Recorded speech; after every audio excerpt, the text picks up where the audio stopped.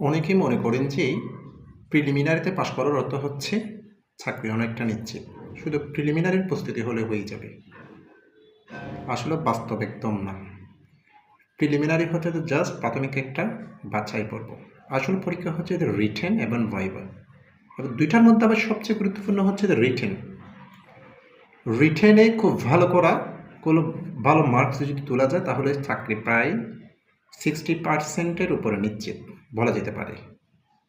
এজন্য হয়তো আমরা কোনো কিছু তাকে বিভিন্ন জায়গা থেকে সংক্ষিপ্তভাবে দাগে বা মুখস্থ করে প্রিলিমিনারি পাস করতে পারি, অতিক্রম করতে পারি, অনেকে ভাগ্যক্রমে কিন্তু টিকে যায়, কিন্তু বাস্তবে সেটা রিটেনের ক্ষেত্রে সম্ভব না। সম্প্রতি প্রশ্ন বিবেচনা করলে দেখা যায় যে রিটেনের প্রশ্ন গতানুগতিক এরকম কিছু না, খুব সাম্প্রতিক বিষয়ের উপর হচ্ছে।